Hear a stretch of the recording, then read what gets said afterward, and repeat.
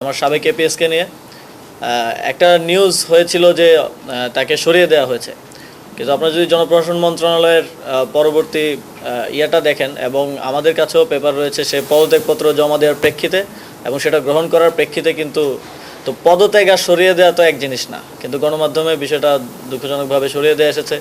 এবং তারপরে একটা নিউজ হয়তো আপনাদেরও চোখে পড়েছে, আপনারা যারা অনুসন্ধানী সাংবাদিকতা করেন, এই যে কত 300 কোটি টাকা নাকি, হ্যাঁ এরকম।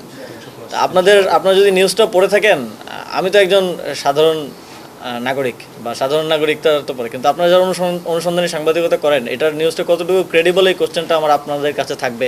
কারণ সেখানে কোনো সোর্স নেই, ব্যক্তি সাক্ষ্য নেই, কোনো ক্রেডিবল ইয়া নেই। সেখানে জানা গেছে বলা আছে মনে হয় 7-8 বার জানা গেছে, এবং সেটা ফলো করে প্রচার করা হয়েছে। আমরা যখন হাউসগুলোর সাথে তো আমাদেরও অনেকের সাথে ব্যক্তিগত সম্পর্ক আছে, যখন কথা বলেছি তখন তারা বললো যে বহিরাগত কোনো জায়গা থেকে এই লেখাটা দিয়ে চাপ দেওয়া হয়েছে এটা প্রচার করার জন্য।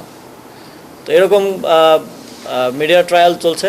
তবে সেই জায়গা থেকে অধিকতর স্বচ্ছতার জন্য আপনারা দেখেছেন যে আমরা দুদককে, যেহেতু তিনি এখন মন্ত্রণালয়ের দায়িত্বে নেই, মন্ত্রণালয়ের দায়িত্বে থাকলে মন্ত্রণালয় থেকে আমরা তদন্ত করতে পারতাম, সেহেতু আমরা দুদককে অনুরোধ করেছি তদন্ত করার জন্য, এবং ইতিমধ্যেই দুদক তদন্ত কার্যক্রম শুরু করেছে।